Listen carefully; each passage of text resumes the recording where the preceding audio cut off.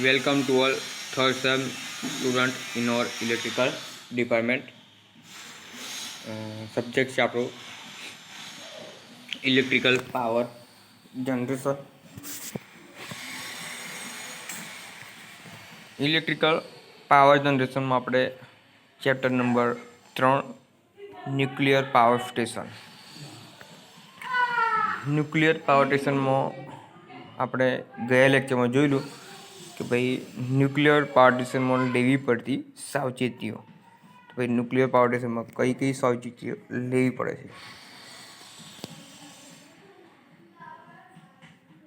એના પછી આપણે ગયા લેક્ચરમાં જોયું કે ન્યુક્લિયર વેસ્ટ અને તેનો નિકાલ. તો તેના 3 પ્રકાર હતા.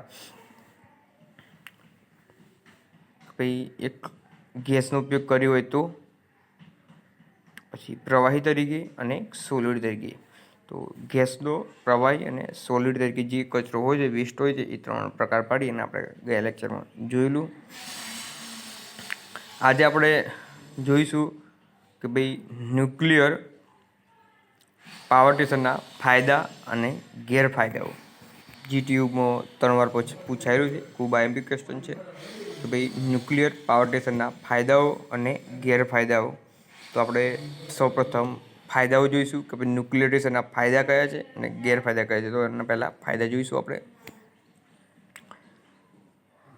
ફાયદાઓ કે ભાઈ થર્મલ પાવર સ્ટેશનમાં વપરાતા કોલસા, ઓઇલ કે ગેસની સરખામણીમાં ન્યુક્લિયર ફ્યુલનું વજન અને કદ ઘણું ઓછું છે. ન્યુક્લિયર ફ્યુલ તરીકે આપણે યુરેનિયમ 92-235 વાપરીએ, એમાં કેવું હોય છે મિત્રો, એનું કદ કેવું હોય છે, નાનું હોય છે. જ્યારે થર્મલ પાવર સ્ટેશનમાં કે ગેસ પાવર સ્ટેશન હોય એમાં કે હાઇડ્રો પાવર સ્ટેશનમાં ગમે તેની વાત કરીએ તો કેવું હોય છે, ભાઈ ફ્યુલનું વજન કેવું હોય છે, ખાસું હોય છે. આપણે થર્મલ પાવર સ્ટેશનમાં જોયેલું ભાઈ આખી ટ્રેનો ખાલી કરવી પડે છે, એના માટે પ્લેટફોર્મ તૈયાર કરવું પડે છે, એનું બધું સાચવવું પડે છે. આમાં કેવું હોય છે મિત્રો, જે ન્યુક્લિયર પાવર સ્ટેશન હોય છે એમાં એક બેનિફિટ થાય કે ભાઈ ફ્યુલનું વજન અને કદ કેવું હોય છે, ઘણું ઓછું રાખવામાં આવે છે. તેથી તેના ટ્રાન્સપોર્ટની વ્યવસ્થા અને તેનો ખર્ચ કેવો હોય છે મિત્રો, ઘણો ઓછો લાગે છે. ફ્યુલનું કદ અને વજન ઓછું હોય એટલે ટ્રાન્સપોર્ટ ગમે તે રીતે થઈ શકે.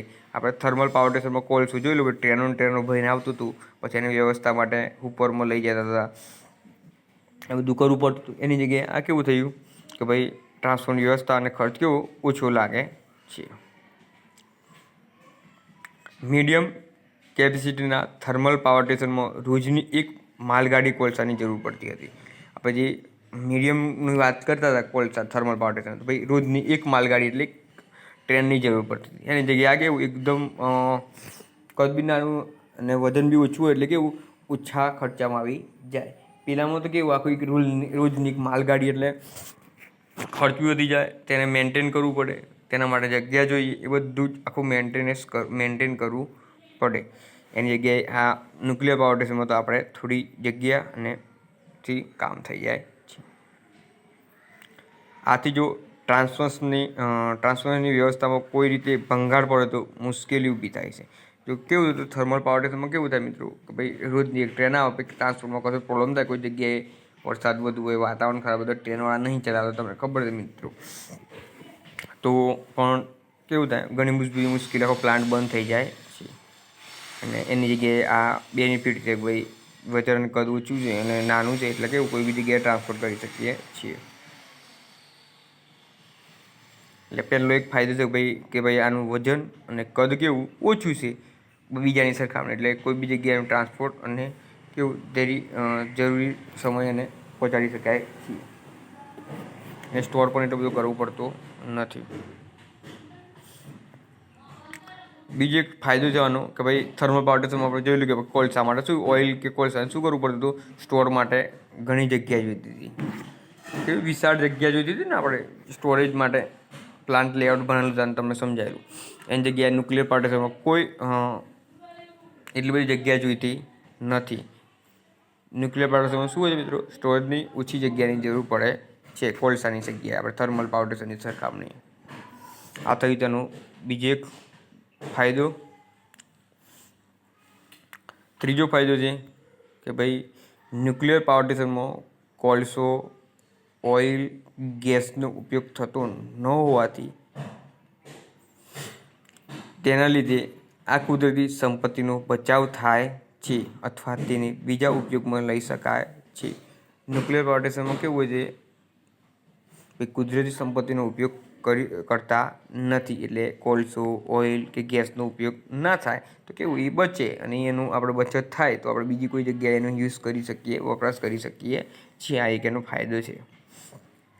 ચોથું છે પ્લાન્ટની રનિંગ કોસ્ટ થર્મલ પાવર સ્ટેશનના પ્રમાણમાં ઘણી ઓછી છે. કેમ કે ભાઈ થર્મલ પાવર સ્ટેશનમાં તો બહુ બધા મશીન મેન્ટેનન્સ સર્કિટો આપણે જોયેલી, ભાઈ એના પ્લાન્ટ લેઆઉટ, પ્લાન્ટ સમજાવેલા. ભાઈ કેવું છે, રનિંગ કરવા માટે કોસ્ટ કેવી હતી, હાઈ હતી. આપણે થર્મલ પાવર સ્ટેશનને આપણે એક ગેરફાયદો જોઈ લે કે ભાઈ પ્લાન્ટની રનિંગ કોસ્ટ કેવી છે, હાઈ, વધુ છે. એની જગ્યાએ ન્યુક્લિયર પાવર સ્ટેશનમાં રનિંગ કોસ્ટ કેવી હોય છે મિત્રો, થોડી ઓછી હોય છે. પાંચમું છે ફાસ્ટ બ્રીધર રિએક્ટર ધરાવતા ન્યુક્લિયર પાવર સ્ટેશનમાં બીજું ફિસાઇલ મટીરિયલ મળે છે, જેનો ઉપયોગ બીજા ન્યુક્લિયર પાવર સ્ટેશનમાં થઈ શકે છે. મિત્રો, ફાસ્ટ બ્રીધર રિએક્ટર ધરાવતા હોય એ ન્યુક્લિયર પાવર સ્ટેશનમાં બીજું એક ફિસાઇલ મટીરિયલ મળે છે. પાવર સ્ટેશનમાંથી ન્યુક્લિયર જે હોય સ્ટેશન એમાંથી રિએક્ટરમાંથી નવું એક મટીરિયલ નીકળે છે. શું કહેવાય મિત્રો, ફિસાઇલ મટીરિયલ મળે છે, જેનો ઉપયોગ આપણે બીજા એક ન્યુક્લિયર પાવર સ્ટેશન એમાં પણ થઈ શકે છે. એટલે એકનું એક બીજી જગ્યાએ કામ લાગે છે. આ એક મોટો ફાયદો કહેવાય મિત્રો. છઠ્ઠું છે તેનું સ્થાપન લોડ સેન્ટરની નજીક કરી શકાય છે. આથી ટ્રાન્સપોર્ટનો ખર્ચ કેવો થાય છે, ઓછો થાય છે. જો એનું સ્થાપન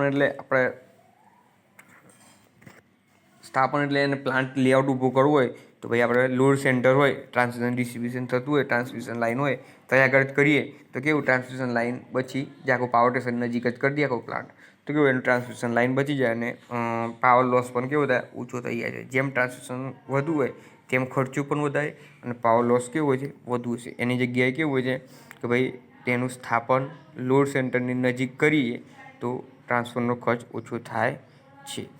આ થયા તેના 6 ફાયદા. ફરી એકવાર કહું છું મિત્રો, પહેલાં તો ભાઈ એનું વજન અને કદ કેવું હોય છે, ઓછું હોય છે, એટલે ટ્રાન્સફરનો વ્યવસ્થાનો ખર્ચ કેવો લાગે, ઘણો ઓછો લાગે છે. અને રોજની એક ગાડીની જરૂર પડે થર્મલમાં, એની જગ્યાએ કોઈ એટલો બધો ખર્ચ લાગતો નથી.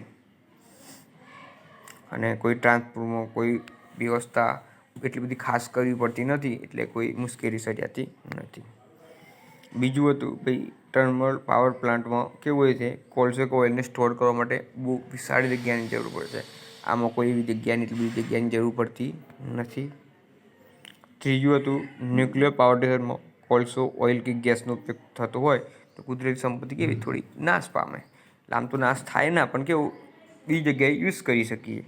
તો આને પણ આમાં એ યુઝ થતું ન હોવાથી બીજી કોઈ જગ્યાએ યુઝ કરી શકીએ છીએ. પાંચમું હતું રનિંગ કોસ્ટ કેવી છે, બીજા પ્લાન્ટની સરખામણીમાં ઓછી છે. પાંચમું હતું ફાસ્ટ બ્રીધર રિએક્ટર ધરાવતા ન્યુક્લિયર પાવર સ્ટેશનમાં બીજા ફિસાઇલ મટીરિયલ મળે છે, જેનો ઉપયોગ બીજા ન્યુક્લિયર પાવર સ્ટેશન પણ થઈ શકે છે. છઠ્ઠું હતું તેનું સ્થાપન કેવું લોડની નજીક થાય એટલે ટ્રાન્સમિશન લાઇનનો ખર્ચ બચે છે અને પાવર લોસ પણ કેવું છે, ઓછું થાય છે. આ તેના 6 ફાયદા. હવે મિત્રો આપણે જોઈશું તેના ગેરફાયદા. તેના મુખ્યત્વે 7 ગેરફાયદા છે, જીટીયુમાં એકવાર પૂછાયું છે. તો પહેલાં તો વધારે મૂડીરોકાણ. તમને ખબર છે કે ભાઈ જે યુરેનિયમ મટીરિયલ છે અને રિએક્ટર પ્લાન્ટને બધું ઊભું કરવું હોય તો બહુ ખર્ચ થાય છે. કેમ કે એ રિએક્ટર આખું ન્યુક્લિયર રિએક્ટર બનાવવાનો પ્લાન્ટ બનાવતી વખતે એનો ખર્ચ કેવો હોય છે, વધુ હોય છે. તો પહેલું છે વધારે મૂડીરોકાણ. પહેલો ગેરફાયદો કયો, વધારે મૂડીરોકાણ. ન્યુક્લિયર પાવર સ્ટેશનના સ્થાપનનો ખર્ચ થર્મલ પાવર સ્ટેશન કરતાં કેવો હોય છે, વધારે હોય છે. તેને મોટી કેપેસિટીવાળું બનાવવામાં આવે તો જ કર્કશયુક્ત બને છે. આ તેનો પહેલો મોટો ગેરફાયદો છે. કેમ કે પહેલાં તો ભાઈ પાવર સ્ટેશન સ્થાપવું હોય તો મૂડીનું રોકાણ કેવું કરવું પડે, વધારે કરવું પડે છે. બીજું છે ફ્યુઅલ. ન્યુક્લિયર પાવર સ્ટેશનની માટે જોઈતું યુરેનિયમ સહેલાઈથી મળતું નથી. કેમ કે ભાઈ યુરેનિયમ તો પહેલાં સરકાર પર પ્રતિબંધ હતું. યુરેનિયમ ધાતુ પર પહેલાં કેવું હતું, પ્રતિબંધ હતું. એટલે ભાઈ યુરેનિયમ જે ધાતુ હોય છે એ બહુ કિંમતી અને મોંઘી હોય છે, કેમ કે લોકો એનો ગેરફાયદા પણ ઉઠાવે છે, ગેરઉપયોગ પણ કરે છે. એટલે ભાઈ ન્યુક્લિયર પાવર સ્ટેશન માટે જોઈતું જે યુરેનિયમ છે એ સહેલાઈથી કેવું મળતું નથી. તેની પ્રોસેસિંગ ખર્ચ કેવો હોય છે, વધારે હોય છે. તેને મેળવવું માટેની જે પ્રોસેસ થાય છે એનો ખર્ચ કેવો હોય છે, વધુ હોય છે. અને તેનું સાચવવું પણ કેવું કાઠું કરવું મિત્રો. બીજું હતું આપણે ફ્યુલ. ત્રીજું છે technical man power. Nuclear power સ્ટેશનના નિર્માત તથા તેના સંચાલન માટે ઉચ્ચ કૌશલ્ય ધરાવતા મેન પાવરની જરૂર પડે છે, જે સામાન્ય રીતે મુશ્કેલ છે. જે આ ટેકનિકલ મેન પાવર છે કેવો છે ભાઈ, તો ન્યુક્લિયર પાવર સ્ટેશનના નિર્માણ અને તેના સંચાલન માટે ઉચ્ચ કૌશલ્ય ધરાવતા મેન પાવરની જરૂર પડે છે, જે સામાન્ય રીતે મુશ્કેલ છે. કેમ કે ભાઈ એમાં ન્યુક્લિયર રિએક્ટરનું સંચાલન કરવું એ બહુ કેવું કાઠું કામ છે, કેમ કે એમને યોગ્ય ટેકનિક જોઈએ અને પાવર યોગ્ય જોઈએ. જેવું ના થાય તો ભાઈ કેવું ઘણી બધી મુશ્કેલીઓ સર્જાય છે, કેમ કે ભાઈ એના રેડિયેશન ને બધું બહુ નુકસાનકારક છે. ત્રીજું છે ટેકનિકલ મેન પાવર, એ આપણે જોયું મિત્રો. ચોથું છે મેન્ટેનન્સ. પાવર સ્ટેશનનું મેન્ટેનન્સ ચાલુ હાલતમાં કરવું હોય તો એ માટે સ્ટાફની સ્વાસ્થ્ય જોખમ વધારે હોય છે. કેમ કે ભાઈ તમને ખબર છે કે ભાઈ ન્યુક્લિયર પાવર સ્ટેશનમાં શું નીકળે છે, રેડિયેશન થાય છે. હવે એ રેડિયેશન થાય તો તમને કીધેલું કે ભાઈ જે સ્ટાફવાળા છે એમના બાળકોને કેવું વિકલાંગપણાનું, ખોડખાપણનું અને બીજા બધા પણ કેન્સરીય બીમારીઓનો ભય વધારે હોય છે.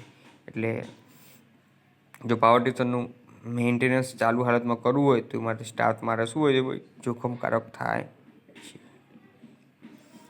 પાંચમું છે base load station. Nuclear power સ્ટેશનને ઓછા લોડ ફેક્ટર પર ચલાવવામાં આવે તો જનરેટરની ઓવરઓલ કોસ્ટ કેવી હોય છે, વધારે હોય છે.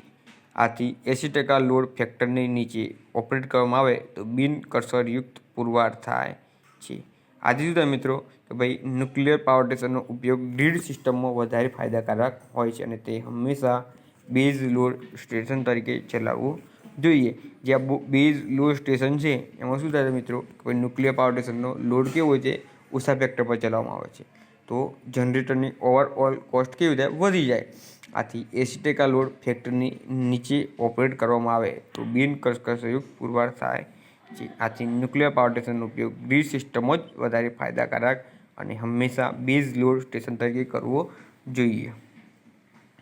છઠ્ઠું છે મેન છે આ ન્યુક્લિયર પાવર સ્ટેશનનો મેન ગેરફાયદો કહીએ તો પણ ચાલે, પર્યાવરણને નુકસાન.